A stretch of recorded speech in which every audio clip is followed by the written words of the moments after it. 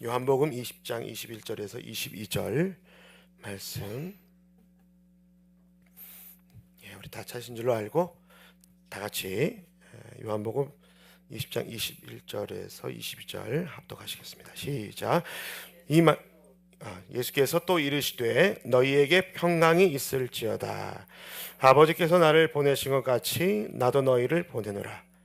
이 말씀을 하시고 그들을 향하여 숨을 내쉬며 이르시되 성령을 받으라. 아멘. 우리 다 같이 따라하겠습니다. 두 손을 가슴 얹고 나는 위대하신 하나님의 사랑받는 자녀입니다. 아멘. 여러분, 우리 모두가 하나님의 사랑받는 자녀임을 다들 믿으시죠? 그래서 염려하지 마시고 오늘도 말씀을 통해 주시는 주님의 은혜가 우리 성도님들에게 함께 하시기를 주님의 이름으로 축복합니다. 우리 성도님들께서는 육신이 좀 지치고 그러실 때 어떻게 이제 좀 회복을 좀 하고 계신지 모르겠어요. 어떤 분들은 목사님, 제가 몸이 좀 처지면 보양식을 합니다. 맛있는 거 먹으면서 몸도 좀 회복을 하고 그렇게 좀 쉽니다. 그런 분도 계시고, 어떤 분은 이렇게 제가 좋아하는 뭐 소설을 읽기도 하고 또 제 감성을 채워줄 시를 읽기도 하고, 또 어떤 분은 말씀을 암송하기도 합니다. 책을 읽으면서 이제 정서적으로 쉼을 이제 취하는 것이죠. 목사님, 저는 뭐 영화를 보기도 합니다. 좀 건강한 영화, 감성적인 영화를 통해서 잠깐의 쉼을 얻습니다. 이런 얘기들 하는데, 여러분, 우리 맛있는 거 먹어도 이렇게 쉼이 안 될 때가 있어요. 그렇죠? 그리고 아무리 책을 읽어도요, 책이 내 눈에 이렇게 들어오지 않을 때가 있습니다. 그렇죠? 권고함이 있을 때가 있어요. 그래서 인간의 마음에는 사실 그 누구도 줄 수 없고 그 무엇도 채울 수 없는, 하나님만이 채울 수 있는 그 영혼을 사모하는 마음이 우리의 내면에는 늘 이제 존재하고 있는 것입니다. 그래서 거기에 하나님 외에 다른 것들로 채우면 채울수록 잠시는 괜찮을 수 있겠지만 그게 계속 쭉 유지되지가 않는 것이죠. 특별히 우리가 한국 땅에 살고 있기 때문에 한국의 정서가 약간 그런 면이 좀 있는 것 같아요. 뭔가를 이렇게 하지 않고 있으면 뭔가 이렇게 시대에 뒤처지는 사람처럼, 그래서 열심히 아침 일찍 일어나서 계속 무엇인가를 이제 합니다. 그래서 단 한 순간도 잠깐 멈춰 있는 것을 이렇게 힘들어하는 분들이 혹 우리 안에 계실지 모르겠어요. 자동차도 이렇게 빨리 달리려면 빨리 다루는 속도가 중요한 게 아니라 브레이크가 중요합니다. 더 그러니까 잘 멈출 수 있어야지만 잘 달릴 수 있는 것이죠. 비행기도 마찬가지잖아요. 김포공항에 비행기 착륙할 때 잘 나는 게 중요한 게 아니라 잘 착륙하는 게 중요합니다. 성도님들, 태어난 것도 중요하지만 인생을 잘 마무리하는 것도 너무너무 중요하시잖아요. 그래서 내 인생 마무리 어떻게 하면 좋을까? 그래서 기도하시면서 주님께 도움을 구하고 기도하시리라 생각합니다. 앞에 있는 설교자인 저는 이제 설교자이기도 하지만 한 사람의 신앙인이고 또 한 사람의 목회자이잖아요. 제가 간혹 영혼이 지치고 힘들 때, 오늘 이제 중고등부가 광림스토어는 지저스 아미 거기 이제 수련을 떠나는데, 제가 그 광림스토어에 간혹 이제 기도하러 또 피정의 시간을 가지러 잠시 이제 갈 때가 있었습니다. 영혼이 지치고 권할 때 그곳에 가서 기도한 적이 있었는데, 감리교 기도원인데요. 거기 들어가면 기도실에 사진이, 이런 사진이 있더라고요. 여러분, 보통 예수님께서 십자가 고난 받으시면서 막 피 흘리시며 이렇게 이런 그림들 보셨잖아요. 근데 그날따라 제가 기도원에 들어가서 사진을 딱 보는데 예수님이 밝게 웃고 계신 거예요. 그래서 그래, 우리 예수님 부활하셨지. 그래서 제가 그 사진을 보면서 뭐부터 회개한 줄 아세요? 제가 얼굴부터 회개해야 되겠다, 그런 마음이 들었어요. 성도님들이 저를 보실 때 목사님 행복하시죠가 아니라 얼굴 보면 저보고 목사님 많이 힘드시죠? 이 얘기 들으면 안 되겠다, 회개해야 되겠다. 얼굴부터 회개. 예수님께 밝게 웃으시면서 나의 인생 찾아오셔서 그렇게 행복한 인생으로 이끌어 가실 텐데, 십자가의 고난도 끝나고 부활의 영광 가운데, 그래서 다시 한번 거기서 기도하면서 쉼을 얻고 나오면서 뜻하지 않는 만남들을 이제 만나게 된 적이 많아요. 신대원에 있는 이제 선교사로 나가 있는 분이 안식에 들어와서 잠시 기도하러 들어왔던 신대원 동기들도 만나기도 했고, 또 우연치 않게 제 모교에 어린 시절에 신앙생활했던 권사님이 또 오셔가지고 거기서 기도하면서 저는 이제 뭐 그때는 목사는 아니죠, 원근아 부르면서 어유 권사님 여기 어쩌 계시냐고, 자기도 기도하러 왔다고 기도 제목 드리면서 마음을 나누고 그랬던 적이 있던 것 같아요. 근데 어느 날 어떤 이제 남성분께서 저한테 오셔가지고 이렇게 대화를 건너세요. 아우 인상이 참 좋으시네요. 그래요. 인상이 예. 그래서 혹시 뭐 하시는 분이세요? 저한테 물어보시더라고요. 그래서 제가 역으로 궁금했어요. 제가 뭐 하는 사람 같습니까? 그랬더니 속으로는 딴 거 얘기하면 어떻게 할지, 혹시 목회자 아니신가요? 그러길래 아유 다행이다. 그래도 기도원에 와서 기도하니까 약간 목회자처럼 보이는 모양이다. 그런 마음을 품었는데, 그래서 제가 그분에게도 여쭤봤습니다. 어르신은 뭐 때문에 이렇게 기도하러 오셨나요? 여쭤보니까 처음에 제가 그 단어를 듣고 그게 무슨 얘기인지 못 알아요. 저 사실은 여기 기도원 죽돌입니다. 그러시더라고요. 그래서 처음에 죽돌이가 뭔가요? 그러니까 교회 세상을 떠나서 더 힘들고 사업이 망가져서 기도원에 들어와서 정말 기도만 하면서 이렇게 지내고 있습니다. 그 얘기를 하더라고요. 제가 그분과 만나면서 이렇게 세상이 너무 힘들고 또 세상이 너무 공고한 곳이라서 다시 가고 싶지 않은 마음이 있지 않겠어요? 마치 기도원에 들어왔는데 속세를 떠나신 분 같은 느낌이 들더라고요.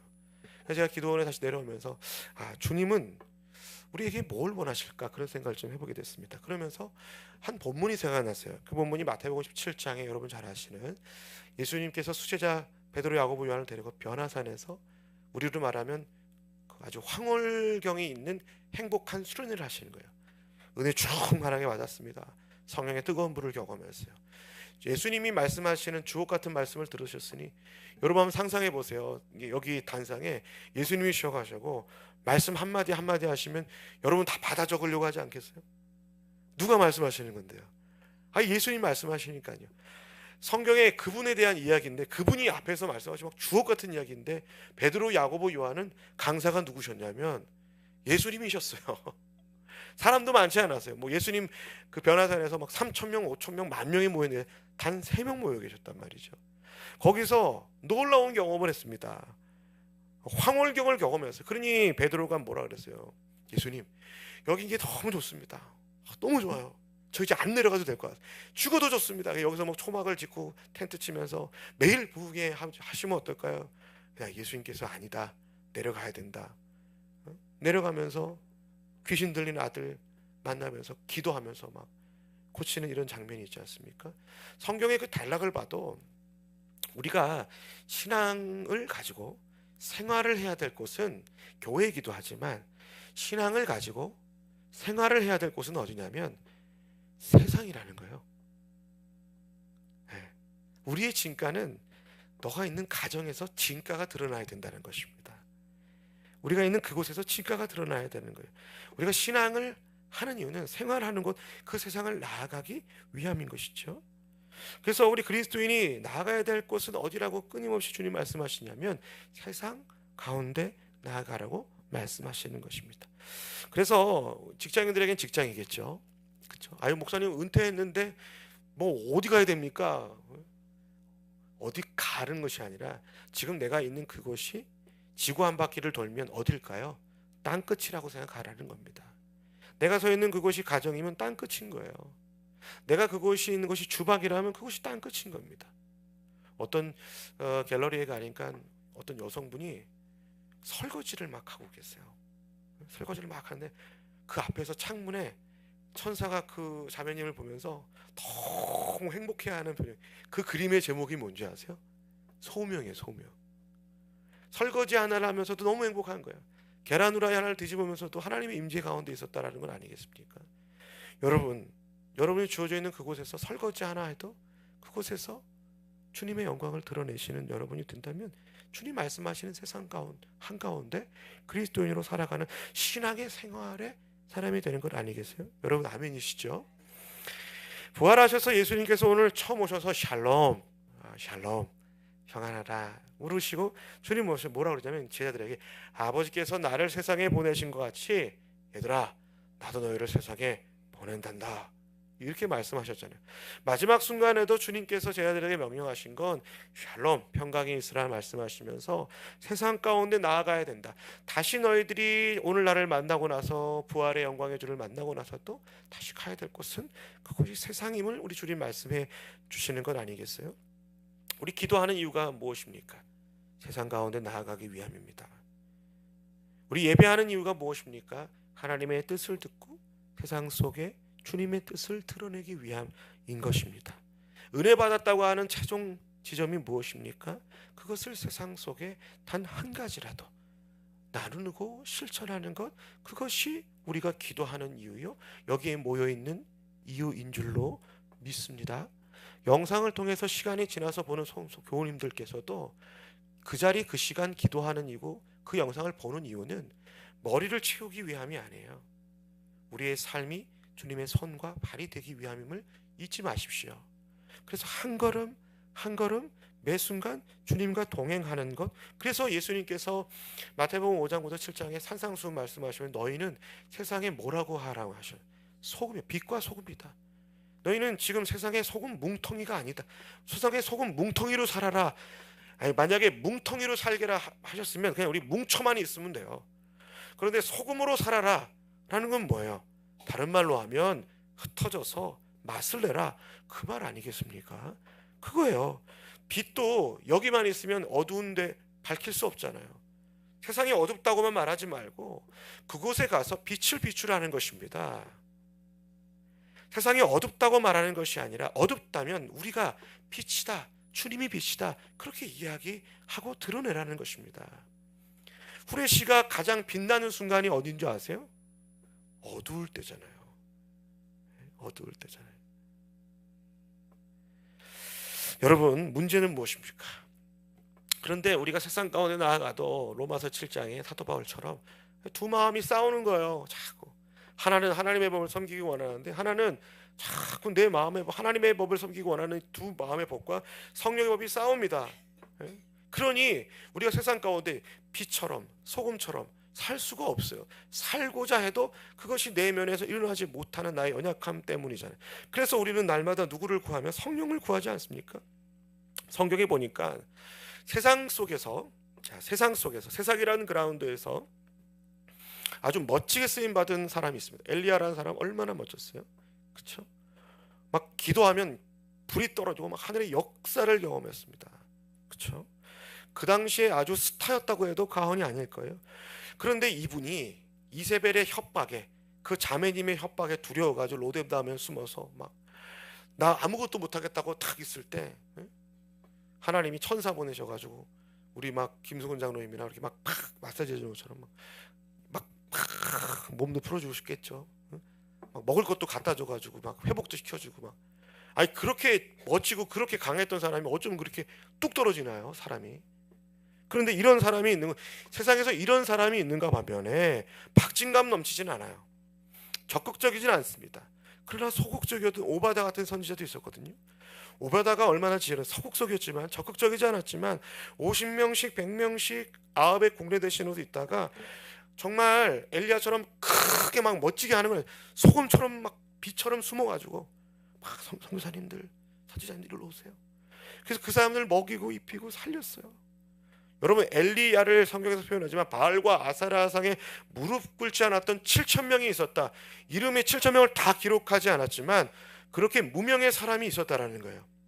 보이지 않았지만, 이름은 알려져 있지 않지만 마치 소금처럼, 마치 촛불처럼 7,000명의 촛불이 어두워진 그곳에 구석을 밝히고 있었다라는 거예요. 여러분도 무명의 7,000명처럼 세상 속에서 하나님의 마음에 이름이 기록된 존재들이 되기를 주님의 이름으로 부탁을 드립니다. 멋지게 쓰임받는 사람이 있을 수 있어요. 그러나 멋지게 쓰임받지 못해도 돼요. 소극적이어도 될 수 있습니다. 연약해도 돼요. 왜? 하나님께서 우리를 소금으로 부르셨고 우리를 빛으로 부르셨다면, 그것이 가정이라면, 그것이 지금 저희 목회의 현장이라면, 그것이 성도님들이 누군가를 섬기는 자리라면, 여러분 그곳에서 오베다처럼 연약하지만 묵묵히 그 자리를 지켜나가 주십시오. 그러면 우리가 어떻게 언제 이러한 세상의 삶을 묵묵히 살아갈 수 있도록 힘을 공급받는 자리가 어디겠어요? 예배의 자리잖아요. 기도의 자리지 않습니까? 그렇죠?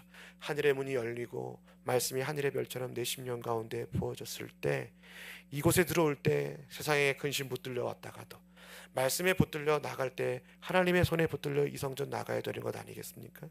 그래서 하나님의 손에 붙들려 이성전 나갈 때, 하나님, 제가 하나님의 선하신 뜻 자비하심을 통해서 이 세대를 위한 하나님의 기뻐하시고 거룩한 것이 무엇인지 분별하였사오니 세상 속에 나아가서 주님의 거룩한 산 제물로의 삶을 예배하는 삶이 되기를 소원합니다.